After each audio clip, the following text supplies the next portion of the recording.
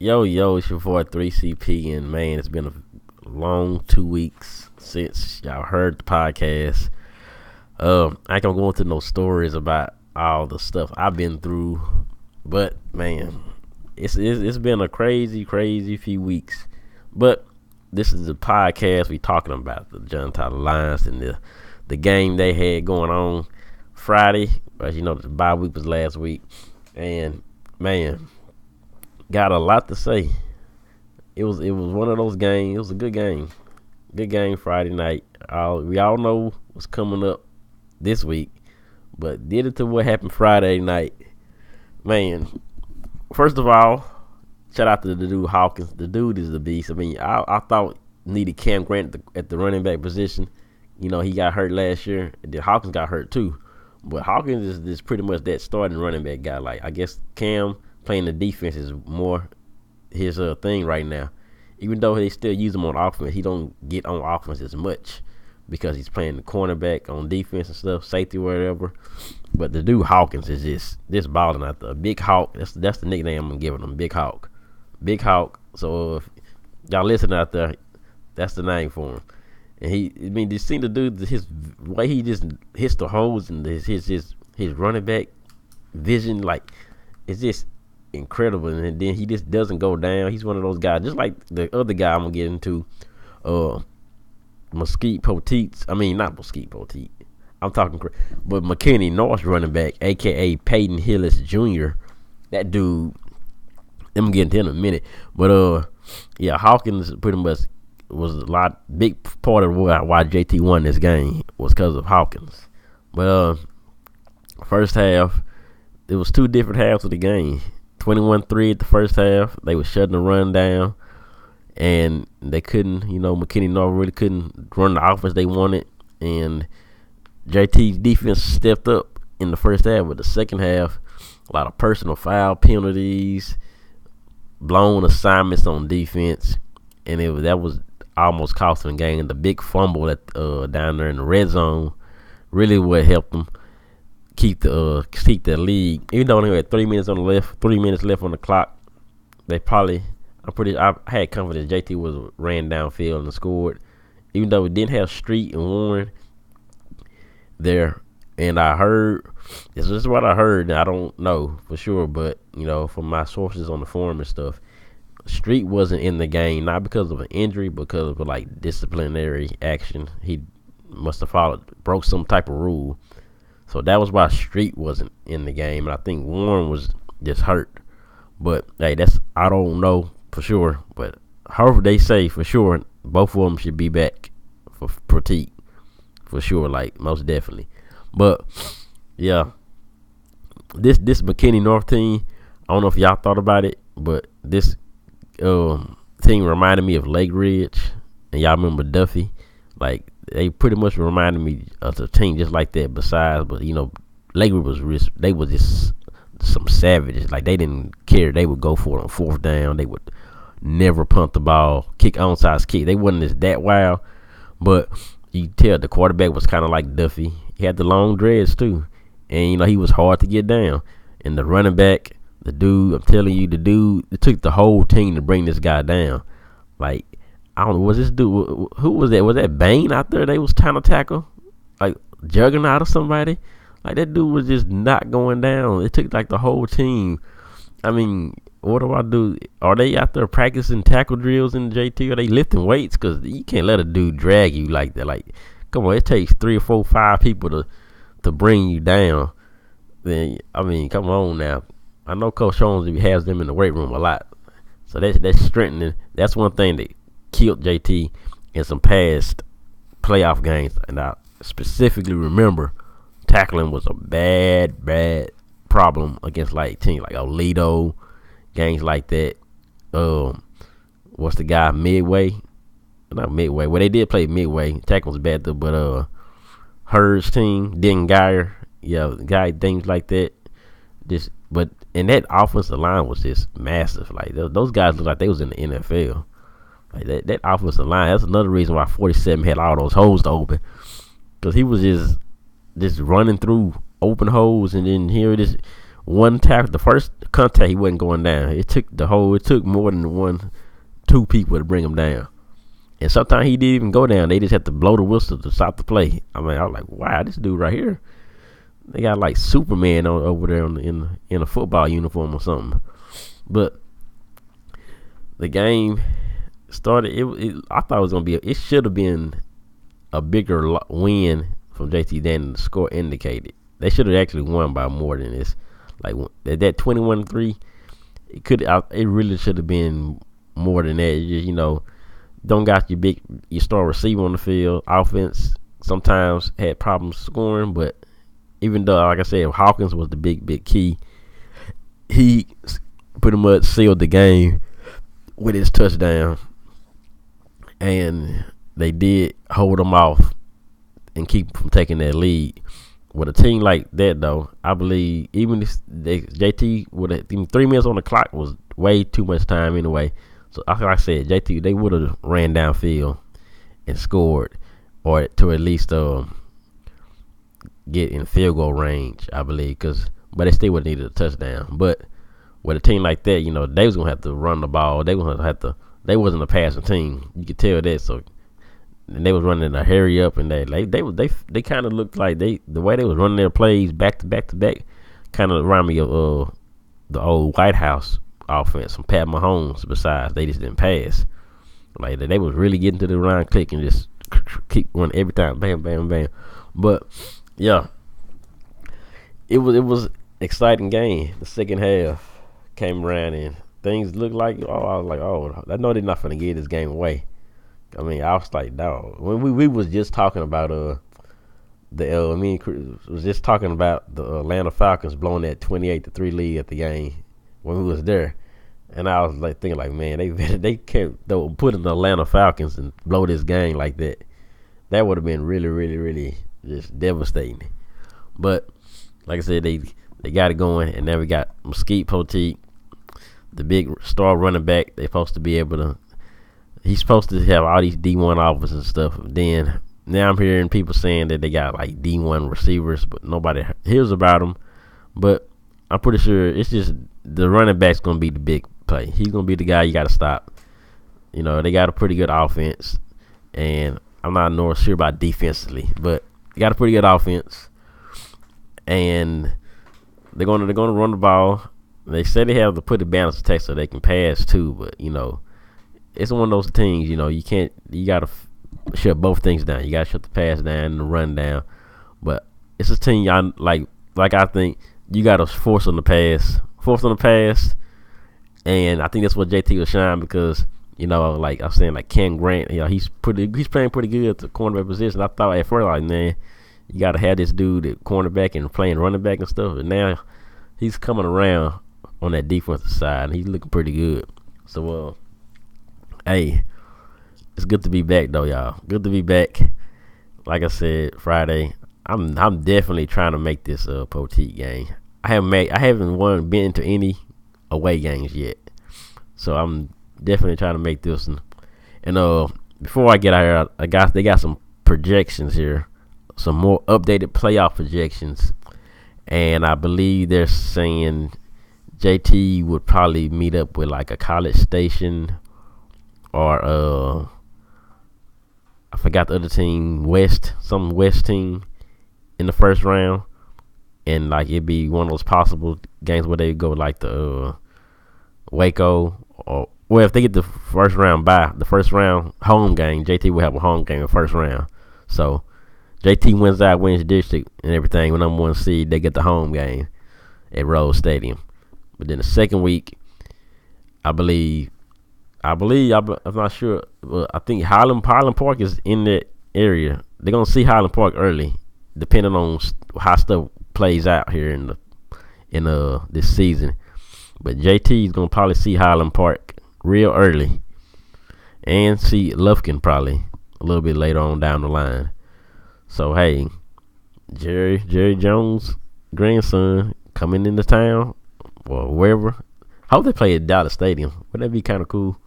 Well, that'd be a kind of advantage for him though, but still, we have to go to Jerry's world. But yeah, for the ring CJ on, man, and Yep, tell you it's good to be back. My screen just popped off. Make sure everything going before we live. So yeah. Good morning, world. Glad to be back with y'all. Now this right here, we knew when we hit this stretch this was gonna be the stretch. McKinney North, then you play Mesquite Poteet. But before I get into Poteet, a little bit about Poteet. Let's get back to this game that happened Friday night. Now, Rob briefly mentioned it. It was going to be one of my first points of the game. My overall takeaway, this was my takeaway. Third quarter, it wasn't the John Tyler football that we had been accustomed to seeing. Me and Rob was actually in attendance for this game. Whether we were in attendance or not, it didn't matter what happened in this game, because what I mean by that is I'm looking, okay, JT's up by 18 points the third quarter, and I don't know if they took their foot off the gas, because usually, this is my takeaway. I've been watching too much John Tyler football and experienced too much. I know the team, okay? Just like what I knew they would do, down 24-0 against a Patrick Mahomes-led White House football team that was going for a perfect 10-0 regular season. I was like, Greg Ward gonna bring her back. They finna put pressure on Mahomes in the second half. But my overall point is, I'm like, are they taking their foot off the gas or something? Usually, okay, JT ahead by 18 points, even double-digit points. Usually second half, they get the cruising. They cruise to the victory, but cruising, no, they didn't do. But McKinney North, they gained. What I saw, what everybody in attendance saw, was McKinney North gain the momentum. Then we got to the fourth quarter. You see that lead they just trim away. Now, I'm not saying 18 points it should have been over with. It's still a ball game. You got 2 full quarters to go. But the thing is, this is JT. They get an 18-point lead, especially second half. They control the game. Defense tightens up. Offense stay in cruise control or get into cruise control to close out the game. But it ended up being a 3-point game. And I even heard a woman behind me saying, oh, they finna give this game up. And then, they trim away at the lead. So, but I was pretty sure they would close out this game. Me personally thinking, I never lost track or lost faith in them closing out this game. they're battle tested. I don't lose faith in them. It doesn't matter what year it is. They're battle tested. I done seen too much evidence of that. And yeah, they've lost close games before, but they like Rob mentioned, but I was going to say they should have won this game by about 14, 17 points, something like that. I'm just going to say that off the top of my head. But one of the things that kept McKinney North in the game, JT, this is another takeaway. JT committed 16 penalties. 16. 131 yards. That even includes an unnecessary, unsportsmanlike conduct penalty on a offensive lineman. I don't want to say no names. And then I saw a few people in the crowd actually yelling at the guy when he was on the bench. Yeah, they was pretty mad about that. So I ain't never seen that in my life at a game. But hey, it can happen. We just talking about high school. But it was an ignorant play, and it gave McKinney North some more momentum and kept them because like I said, JT, like I say, penalties like that, and then if they went to the bakery and picked up some apple turnovers like the Vikings did last night against the Saints. We ain't gonna talk about that. We'll leave that for the people that was rooting for the Vikings. But anywho, the thing is, kept McKinney North in the game. A good team like McKinney North, no matter what you think about them, you got to put them away. You got to put them away when you got to put them away. Just like, they can't have them penalties going up against Mesquite Poteet, and that heck of a running back they got up there, but we'll get into that in a minute. But I knew John Tyler had to shut down the run. McKinney North had been, I can't remember if it was 200 some yards or 300 and something yards they had been averaging over the last 3 games. But I know they averaged 63 points over these last 3 games. Their strength was the running game. You had to shut the run down. Now, like Rob mentioned, they had a guy, number 47. He was getting chunks of yards. It's like they was getting chunks of yards, but John Tyler was still controlling. It was kind of like a rubber band defense, bend but don't break. The game was still in striking distance. All John Tyler had to do, okay, well, y'all got a running game. We also got our strength is our running game. We got a guy, Hawk Hawkins. We got Cam Grant, and we got the number 26, I believe, is Asbell, if I get his name right. And then we got a dual threat in Devlin Wood. So, and speaking of rushing, while McKinney North rushed for 252 yards, John Tyler rushed for 301 yards. 200 of them yards come from Hawk Hawkins, who had just a wonderful 98-yard run from scrimmage. Got the crowd up. Devlin Woods, here's another stat. He had under 100 yards passing, I believe around 93, but it didn't matter. John Tyler running game was intact. So, the passer can be minimum. And Street, well, we're not making an excuse because Street wasn't out there, but he, like Rob mentioned, he wasn't in the game. So, the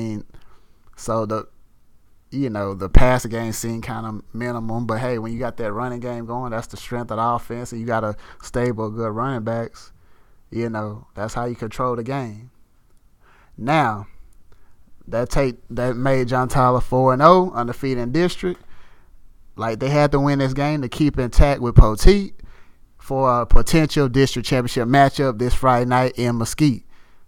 Now, let's get to Mesquite Poteet, undefeated in district. Some of y'all might have heard about him. They got this guy. Look, they got this guy named Seth McGowan.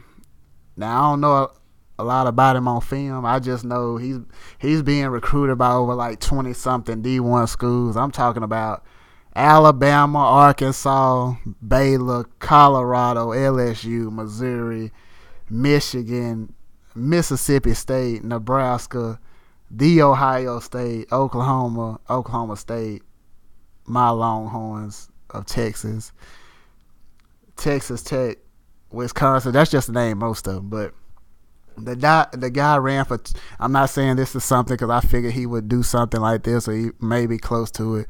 He ran for 236 yards against Robert E. Lee on just 15 carries. I'm just saying. So, but Lee they haven't had a formidable defense in a while, but I'm just saying that's what he did against one of the local teams. But look, I think it's simple. That's the guy you got to stop. You got to stop number 7. Now, I don't know.